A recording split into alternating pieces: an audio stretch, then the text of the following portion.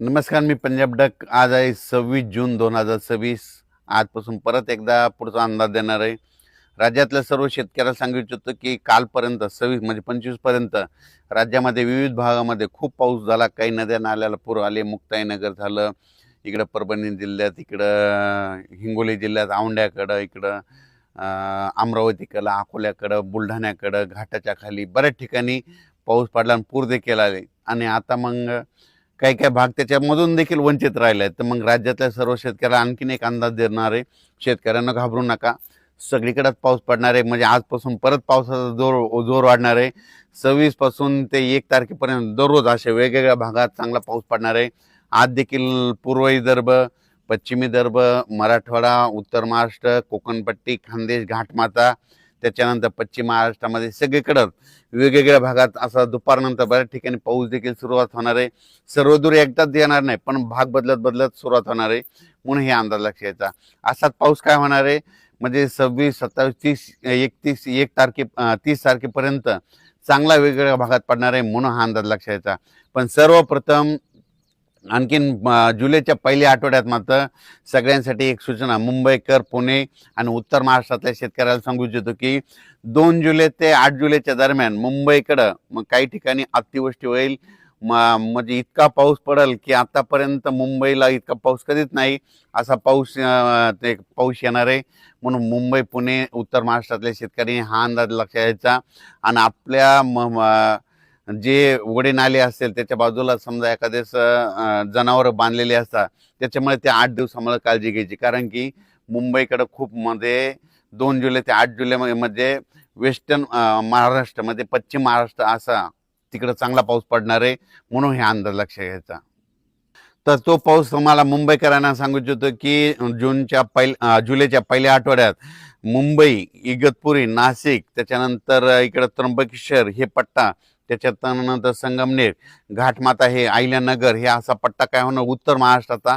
आणि महाराष्ट्राचा पश्चिम भाग म्हणजे जोराचा पडणार आहे. काही काही ठिकाणी अतिवृष्टी होईल, काही ठिकाणी अतिमुसळधार होईल, काही ठिकाणी रिमझिम पडेल. पण 2 जुलै ते 8 जुलैच्या दरम्यान महाराष्ट्राकडे काय होणार आहे, एक लो प्रेशरचं रूपांतर चक्रीवादळात होईल.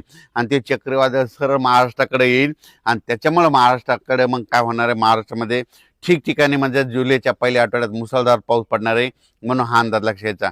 आणि शेतकऱ्याला सांगू इच्छितो की सर्वप्रथम आनंदाची बातमी, मी म्हटलं ना दुष्काळ वगैरे पडणार नाही, तर तुम्हाला सांगू इच्छितो मुंबईकडे, उत्तर महाराष्ट्राकडे, त्र्यंबकेश्वरकडे, नाशिककडं, इकडे संगमनेर पट्ट्यात, इगतपुरी भागात, इकडे घाटमाथ्यावर जो पाऊस पडला तर निळवंडे धरण आहे त्याच्यामध्ये पाणी येणार. त्याच्यानंतर नंतर मुळा धरणात देखील थोडी आवक सुरुवात होणार. त्याच्यानंतर काय होणार आहे, इकडं गंगापूरचं धरण आहे, त्र्यंबकेश्वरला पाऊस पडला तर त्या गंगापूरला येत आहे. प्रवरा नदीवर जे धरण आहेत त्याच्यामध्ये देखील आवक येणार. कारण की हे पाऊस हे 5-7 धरणासाठी. आणि त्याच्यानंतर तुम्हाला एक सांगू इच्छितो की नाशिककडे जे छोटे छोटे 2 TMC, 4 TMC, 5 TMC, 11 TMCचे, काही 15 TMC, 22 TMCचे जे छोटे छोटे धरणे आहेत, ह्या पावसात मात्र ते चांगले तुडुंब भरून जातील. म्हणून हा अंदाज लक्षात द्यायचा. कारण ते पाऊस येणारच आहे. कारण की जुलैच्या पहिल्या आठवड्यात पश्चिम मुंबईकडे, उत्तर महाराष्ट्राकडे चांगला पाऊस पडणार आहे. त्याच्यामुळे त्या धरणामध्ये आवक येणार आहे. आणि शेतकऱ्यासाठी ही सर्वप्रथम आनंदाची बातमी. तर जुलैच्या पहिल्या आठवड्यात, आता तर हे पाऊस पडणार ते 30 जूनपर्यंत, पण जुलैच्या पहिल्या आठवड्यात मुंबई, त्र्यंबकेश्वर, नाशिक, त्याच्यानंतर अहिल्यानगर, संभाजीनगर, संगमनेर पट्टा, घाटमाता, पुणे ह्या परिसरात मुसळधार पाऊस पडणार आहे. त्याच्यामुळं हे तिकडला प्रश्न मिटल. पण त्याच्यानंतर काय झालं, पश्चिम महाराष्ट्रामध्ये सोलापूर जिल्हा, सांगली जिल्हा, त्याच्यानंतर साताराच्या इकडला पूर्वेकडील भाग, बऱ्याच शेतकऱ्याचे फोन आले. कोल्हापूर, सांगली, आटपाडी, त्याच्यानंतर दाळिंबपट्टा, कासेगावमध्ये द्राक्षपट्टा, त्या भागात काय झालं, शेतकऱ्याचे फोन आले होते. पण काल कासेगावला सुद्धा पाऊस सुरू झाला, पंढरपूरला देखील पाऊस झाला. आणि सोलापूर जिल्ह्यातले सांगू इच्छितो की सोलापूरकडे देखील पाऊस येणार आहे. आता म्हणजे आज 26 ते 30च्या दरम्यान चांगला तुमच्याकडे जर पाऊस पडणार आहे. तुमच्याकडे दुष्काळ वगैरे पाऊस पडणार नाही. म्हणून सोलापूर जिल्हा, सांगली जिल्हा, त्या शेतकऱ्यांनी हे अंदाज लक्षात घ्यायचा. तुमच्याकडे देखील ह्यानं 4 ते 5 दिवसामध्ये खूप जोराचा पाऊस पडणार आहे. म्हणून हा अंदाज लक्षात घ्यायचा.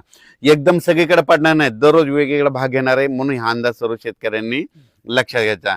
त्याच्यानंतर मराठवाड्याकडं बीड जिल्हा, लातूर जिल्हा, परभणी जिल्हा, जालना जिल्हा, संभाजीनगर, नांदेड जिल्हा, हिंगोली जिल्हा आजपासून म्हणजे आज 26 ते 30च्या दरम्यान चांगला पाऊस पडणार आहे. पण जुलैच्या पहिल्या आठवड्यात देखील चांगला पाऊस पडणार आहे. म्हणून ह्या मराठवाड्यातल्या शेतकऱ्यांनी घाबरून जाऊ नये. ज्या भागात आणखीन थोडीफार गावं वंचित राहायची असतील, आज देखील त्या भागात पाऊस पडणार, तुमच्या देखील पेण्या होतील. म्हणून हे देखील सर्व शेतकऱ्यांना लक्षात. विदर्भ, पूर्व विदर्भ आणि पश्चिम विदर्भ, पूर्व आणि पश्चिम विदर्भामध्ये आज देखील वेगवेगळ्या भागात चांगला पाऊस पडणार. कुठं उडे नाले वाहतील, कुठं रिमझिम पडेल, कुठं पेंडवलता पडेल, पण पाऊस पडणार आणि सगळ्या शेतकऱ्याला जीवदान ठरणार आहे. हे म्हणजे 30 जूनपर्यंत असाच विदर्भात 6, 5, 11 जिल्ह्यामध्ये दररोज वेगवेगळ्या भागात पाऊस पडणार आहे. सगळीकडे एकदम पडणार नाही. आज ह्या जिल्ह्यात, उद्या त्या जिल्ह्यात, आज या गावात, उद्या त्या गावात, असं करत करत 30 तारखेपर्यंत, 30 जूनपर्यंत विदर्भाच्या 11 जिल्ह्यात पाऊस पडणार आहे. त्यांचे देखील पेरणी लागणार आहे. पण विदर्भातल्या शेतकऱ्याला सांगू इच्छितो की जुलैच्या पहिल्या आठवड्यात मात्र तुमच्याकडे चांगला पाऊस पडणार आहे, धोधो पडणार आहे. म्हणून हे अंदाज लक्षात येतात.